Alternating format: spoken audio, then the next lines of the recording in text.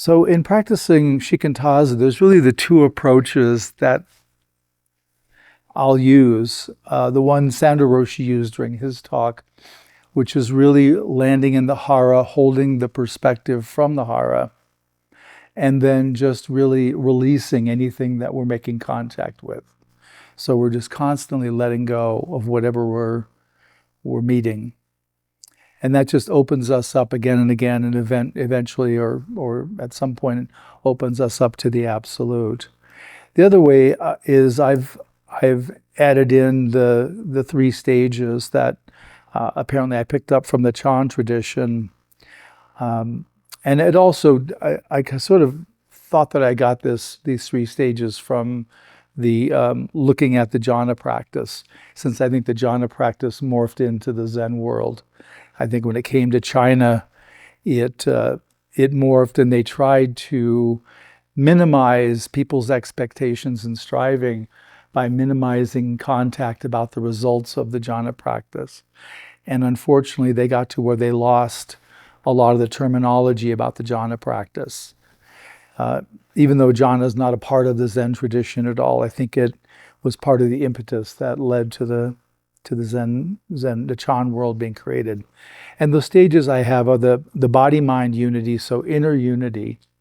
And it's important to remember that these unities already exist.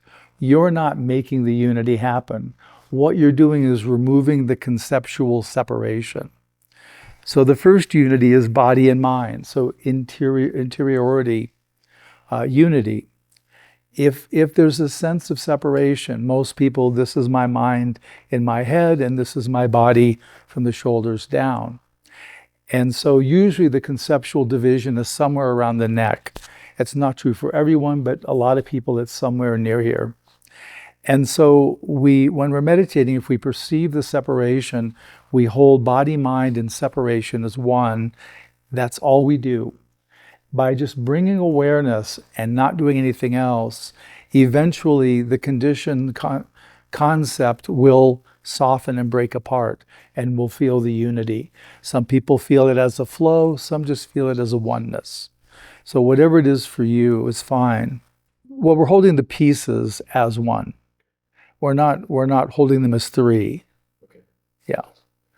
And then that leads to the second stage, which is the unity of inner and outer. Well, again, we have the body boundary, which is a primary identity for us, our first nonverbal identity.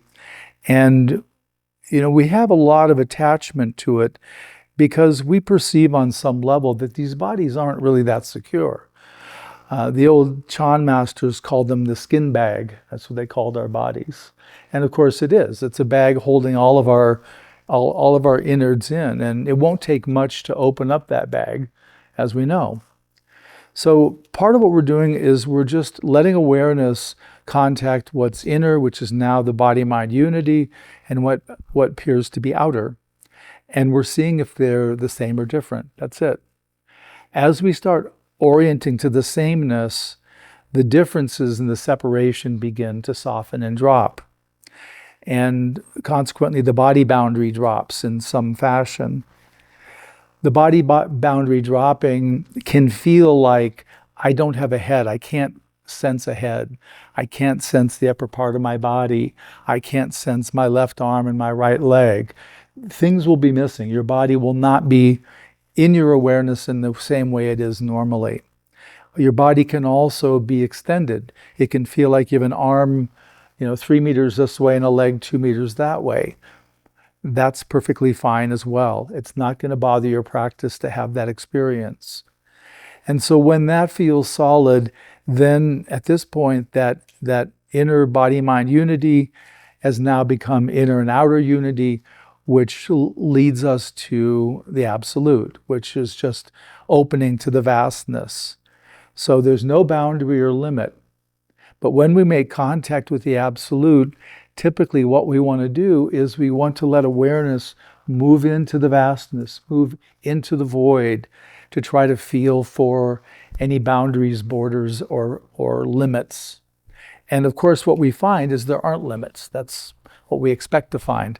But by doing it again and again, it really lands that this is a formless experience and that there are no boundaries, there's no limits, because the absolute, the perception is that it goes on forever, that there's no end at all. And there's even, I've even seen recently in science, they're beginning to see that the universe, rather than they thought it was shrinking, it's actually expanding. So it is growing in the same way that I'm describing the absolute. So there is some science behind this as well. Any questions at this point? Like in the jhana practice, this is typical, it's the standard for people.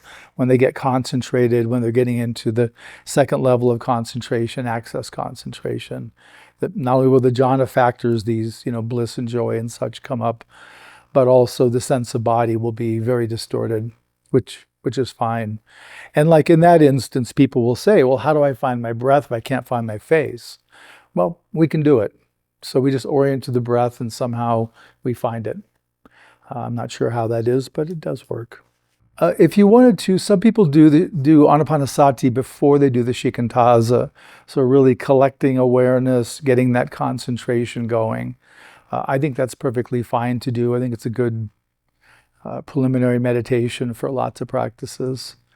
Also, people are doing the innate goodness or some heart practice too, which is very important to do. You want to keep the heart juicy in this practice. It really helps a lot.